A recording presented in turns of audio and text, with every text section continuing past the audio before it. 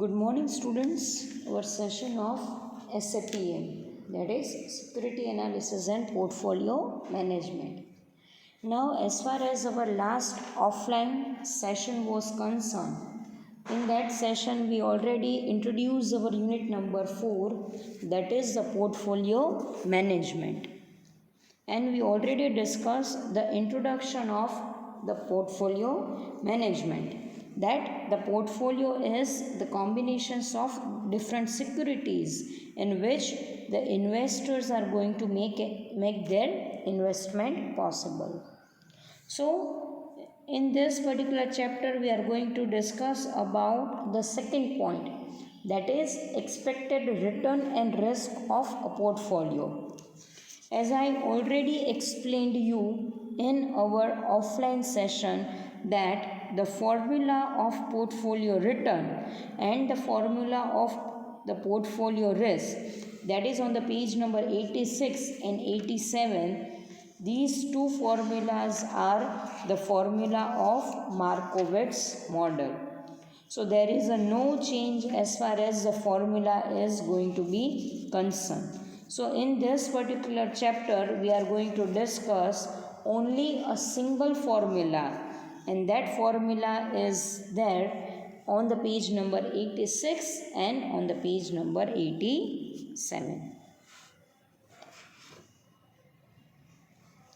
So now let's discuss the second point, that is expected return and risk of a portfolio. First and foremostly, we are going to discuss about the portfolio return. Yes, as we already know that portfolio consists many security in which the investors are going to make their investment. So here if we are talking about the portfolio return, so portfolio return is nothing but that is the combining, or there is a combined return of each and every security in which the investors are going to make their investment possible. So on the basis of portfolio return, whatever return they are getting, on the basis of their return, the investor comes to know about what is their total return on their total investment. Now, for making the portfolio return, first and foremostly, investor need to calculate the return of their individual security separately, and then after they are going to make a sum of their each and every security in which they are getting the maximum return. Suppose investor is going to invest in 3 different kinds of security. The first one that is in shares, the second one that is in the debenture, and the third one if the organization has their investment in fixed deposit. Then when investor is going to make the calculation of their portfolio return, then first and foremostly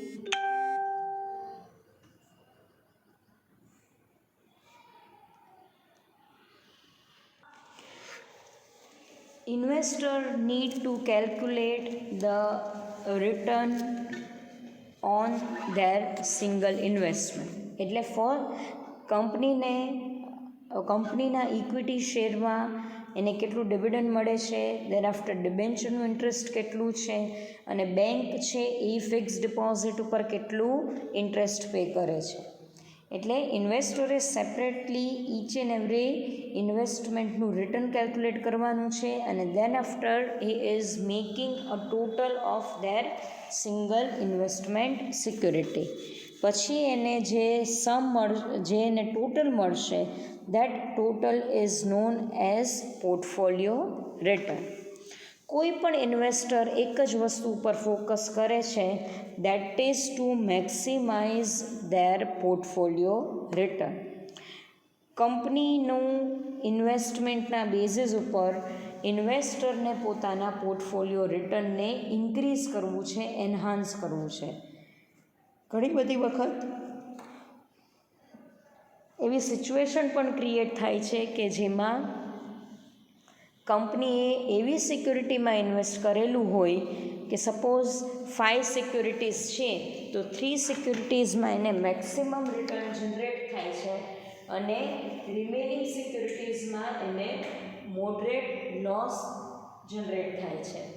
તો આ સિચ્યુએશનમાં company એવું try કરશે investor એવું try કરશે કે જે સિક્યુરિટીમાંથી એને loss generate થાય છે અથવા સાવ મિનિમમ જ રિટર્ન જનરેટ થાય છે, then they are going to make a change in their investment. એટલે જો એ પોર્ટફોલિયોમાં ચેન્જ કરશે then ડેફિનેટલી એના રિટર્નમાં ચેન્જ મળી જશે. સો પોર્ટફોલિયો રિટર્નની ફોર્મ્યુલા ઓલરેડી તમારા બુકમાં આપેલી જ છે. Just open your book on the page number 86. It is given that RP is equal to sigma XI into RI, where RP is portfolio return, XI that is proportion of total portfolio invested in that particular security. Suppose તમારું 5 કરોડનું investment છે અને એમાંથી તમે 30% equity શેરમાં invest કરો છો, દેન XI તમારું થશે 30% of 5 crores. And RI that is expected return on that particular security. એટલે તમને તમારી ઇન્વેસ્ટેડ સિક્યુરિટીમાંથી કેટલું રિટર્ન જનરેટ થાય છે that shows RI. N stands for number of security in portfolio. તમે કેટલા નંબર્સની સિક્યુરિટી તમારા પોર્ટફોલિયોમાં ઇન્ક્લુડ કરો છો એ તમારો એન શો કરે છે. સો in this particular formula we need to think about the proportion in which the investment is going to be made, and again we need to calculate the return of our invested security. So that's about our portfolio return. The next one, it is really very important point, that is the portfolio risk. Yes, here standard deviation. The standard deviation is known as portfolio risk. કોઈ પણ security risk free security હશે જ નહીં. જો government સિક્યુરિટીમાં investment હશે then definitely the security is known as risk free. But somehow government સિક્યુરિટીમાં પણ થોડુંક રિસ્ક તો ઇન્વોલ્વ હોય જ છે. એટલે અહીંયા ઇન્વેસ્ટર એ વસ્તુ પર ફોકસ કરે છે કે જે ઇન્વેસ્ટમેન્ટ કરેલું છે ડિફરન્ટ સિક્યુરિટીઝમાં, તો એ બધી સિક્યુરિટીમાં કેટલું રિસ્ક અટેચ્ડ હશે, અને એ રિસ્કનું જો કેલ્ક્યુલેશન પ્રોપર મેનરમાં ઇન્વેસ્ટર કરી શકે છે then definitely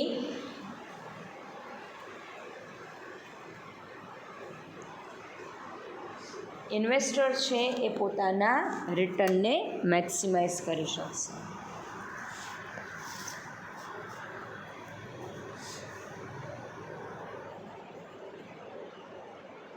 ઓલરેડી આપણે રિસ્ક અને રિટર્ન ટ્રેડ ઓફ લર્ન કરી જ ગયા છીએ કે જેટલું રિસ્ક મેક્સિમમ હશે એટલા રિટર્ન મેક્સિમાઇઝ થવાના ચાન્સીસ વધારે છે, અને જેટલું રિસ્ક મેક્સિમમ છે અને એ સિક્યુરિટી જો ડિફોલ્ટ થાય છે તો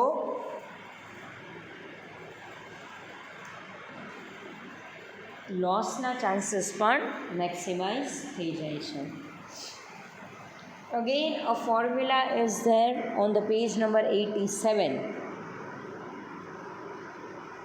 Sigma P is equal to under root x1 square into sigma 1 square plus x2 square into sigma 2 square plus 2x1 x2 in a bracket r12 sigma 1 sigma 2 bracket over, where sigma p, that is the portfolio standard deviation. એટલે sigma પીનું જો calculation તમે કરો છો દેન definitely ઇન્વેસ્ટરને ખબર પડી જશે કે પોતાનો પોર્ટફોલિયો છે એ કેટલો રિસ્કી છે.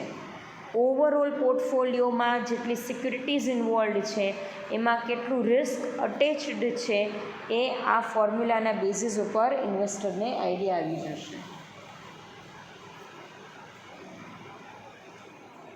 x1, that is the proportion of total portfolio fund investment in x1 stock. Then after sigma 1 square or sigma 1, that is the standard deviation. એટલે x1 સિક્યુરિટીમાં કેટલું રિસ્ક અટેચ્ડ છે એનું કેલ્ક્યુલેશન.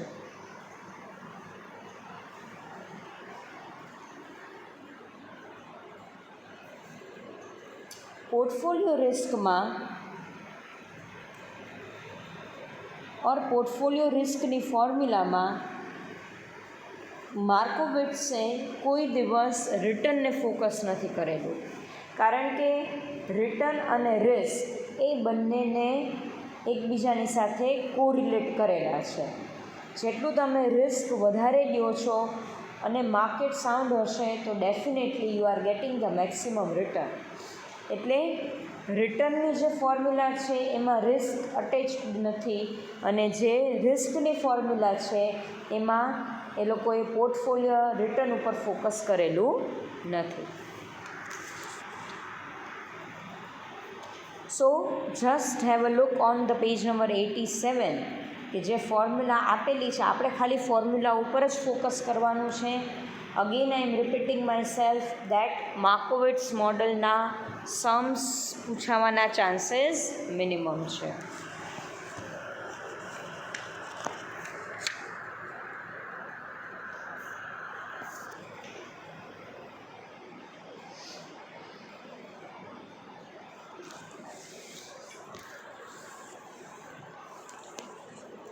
નેક્સ્ટ પેજ ઉપર આપણને example આપેલું છે, આપણે એની પર ફોકસ કરીએ on the page number 88 that return and risk for 2 assets portfolio.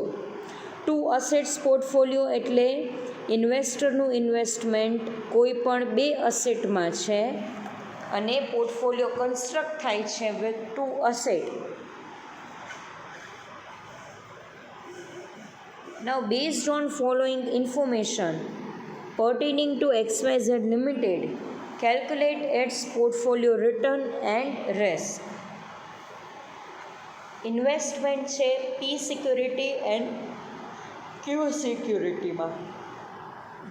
Then after expected return છે 10% and 15% અને portfolio invested fund પ્રપોર્શન આપેલું છે દેટ ઇઝ 60% એન્ડ 40%. તો આ ફોર્મ્યુલાના આ ઇન્ફોર્મેશનના બેઝિસ ઉપર આપણને પોર્ટફોલિયો રિટર્ન કેલ્ક્યુલેટ આપણે કરી શકશું. That is RP is equal to x1 r1 plus x2 r2. x1 એટલે એક્સપેક્ટેડ રિટર્ન, તો એ છે તમારું 10%.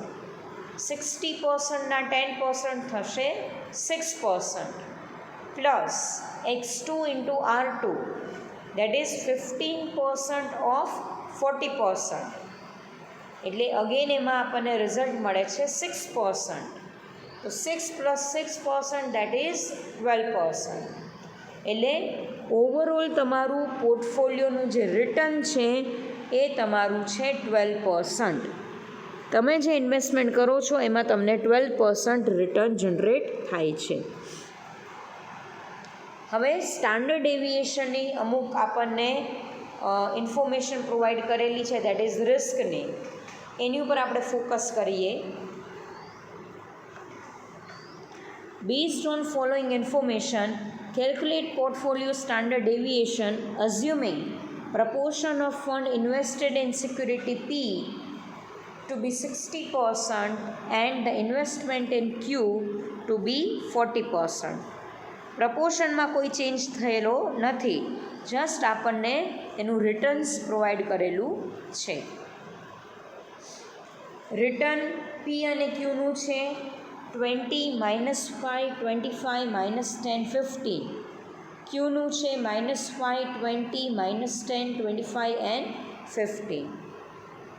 ઓલરેડી તમે મેથ્સમાં આ ફોર્મ્યુલા લર્ન કરી જ ગયા છો, તો just have a look, calculate by yourself, જેના બેઝિસ ઉપર તમને મેક્સિમમ આઈડિયા જનરેટ થશે.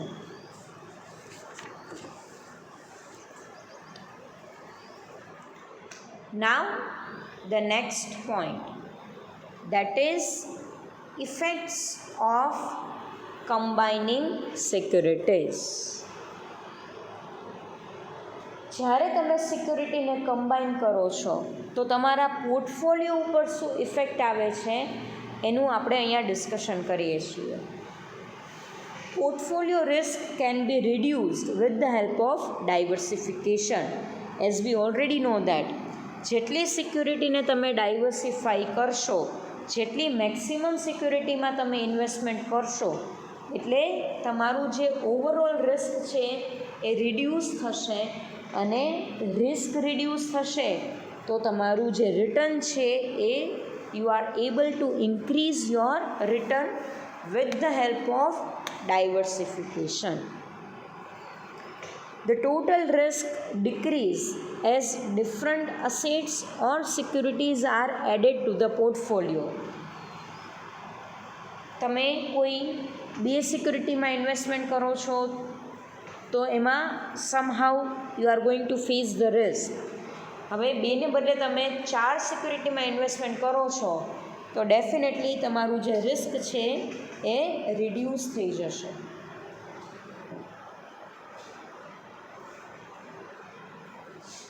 Diversification reduces unique risk or unsystematic risk because it cannot reduce systematic risk or undiversifiable risk. અહીંયા આ વસ્તુ પર આપણે ફોકસ કરીએ છીએ. With the help of diversification, an investor is able to reduce the unique risk. Unique risk, that is the common risk which is common to each and everyone, કે જે બધા ઇન્વેસ્ટર ફેસ કરે છે, that is unique risk. But it cannot reduce systematic risk. Systematic risk એટલે market risk છે, then after interest rate risk છે, then after inflation risk છે. તો કોઈ પણ સિચ્યુએશનમાં ડાયવર્સિફિકેશનથી ઇન્વેસ્ટર છે એ ઓવરઓલ જનરલ રિસ્કને રિડ્યુસ કરી શકતો નથી. પોલિટિકલ રિસ્ક છે, દેન આફ્ટર ગવર્મેન્ટ સિક્યુરિટીઝમાં કોઈ ચેન્જીસ થાય અને પછી જે રિસ્ક આપણે બેર કરવું પડે, સો એ રિસ્ક તમે ડાયવર્સિફિકેશનથી રિડ્યુસ કરી શકતા નથી. બટ તમે જે અનસિસ્ટમેટિક રિસ્ક છે, that risk is going to be controlled by the investors with the help of diversification. If a particular number of stocks are added to portfolio, risk reduce, but at the same time it is cross a particular number. એટલે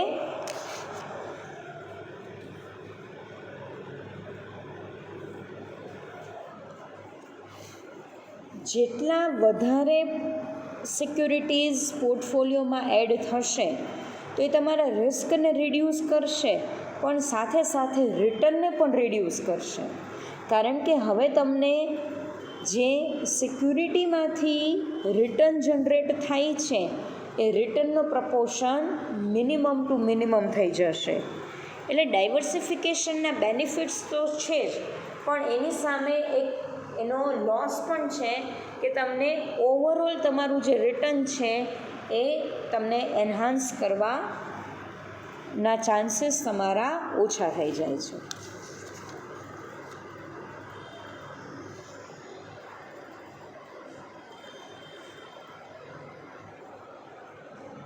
suppose investor ડાયવર્સિફિકેશનમાં જો randomly કોઈ સિક્યુરિટીઝને add કરે છે without any knowledge, without any analysis of the market, then definitely the total risk of the portfolio will be increased. કંપનીના investment કરતી વખતે ઇન્વેસ્ટરે ઘણી બધી વસ્તુ ઉપર ફોકસ કરવું પડે છે.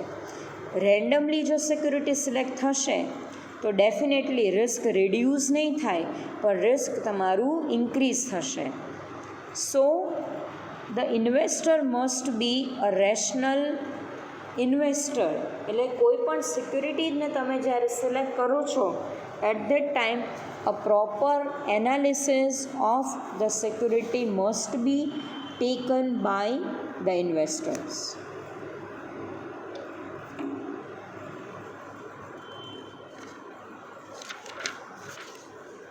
નેક્સ્ટ પેજ ઉપર આપણને આપણને એક ડાયાગ્રામ પ્રોવાઈડ કરેલો છે.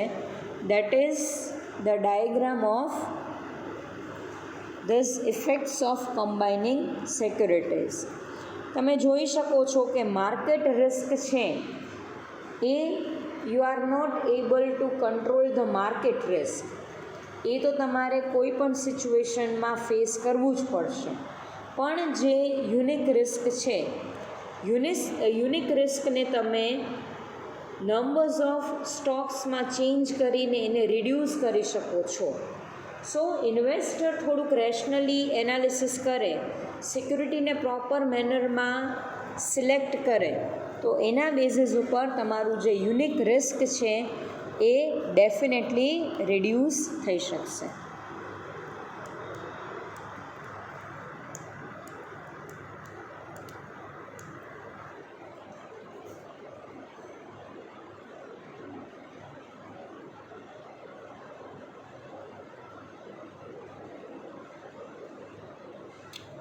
ઓકે, હવે ડાયવર્સિફિકેશન વખતે અમુક પ્રોબ્લેમ્સ છે કે જે ઇન્વેસ્ટર્સ ફેસ કરે છે. એ પ્રોબ્લેમ્સ આપણે અહીંયા વન બાય વન ડિસ્કસ કરીએ. તો first one, that when an attempt is made to purchase numbers stocks, there are all chances that poor performance are also included in the portfolio, meaning that such stocks are also purchased which would not give adequate return. ઘણી બધી વખતે selection વખતે એવા Stokes purchase થઈ જાય છે કે જે તમને પ્રોપર રિટર્ન પ્રોવાઈડ કરતું નથી. અને જો એવી સિક્યુરિટી સિલેક્ટ થઈ જાય કે જેમાં તમને રિટર્ન નથી જનરેટ થતું તો ડેફિનેટલી તમારું જે પોર્ટફોલિયોનું રિટર્ન છે that will reduce a lot. Then after, second problem, that is before including stocks in a portfolio, there are to be analyzed with respect of expected return and risk. Yes, ખાલી diversification તમે કરી નાખો, તમે કોઈ પણ સિક્યુરિટીને select કરો છો પણ તમે જો એના રિસ્ક અને રિટર્ન ઉપર ફોકસ નથી કરતા તો પોર્ટફોલિયોનું રિટર્ન છે એ તમારું પ્રોપર મેનરમાં તમને મળી શકશે નહીં અને એની સામે તમારે રિસ્ક પણ મેક્સિમમ બેર કરવું પડશે. So these are the problems of the diversification. એટલે the construction of portfolio is really very crucial task. Only the point that diversified will minimize your risk. આ પોઈન્ટના બેઝિસ ઉપર તમે જો કોઈ પણ સિક્યુરિટીને સિલેક્ટ કરો છો then definitely that will not give a maximum return on your portfolio. So we need to be a rational, we need to think twice when we are adopting some pattern of portfolio. So that's all about our point, that is risk and expected return and risk of a portfolio. In tomorrow's session, we are going to discuss the Markowitz model. So that's all for today. Thank you, students. Thank you so much.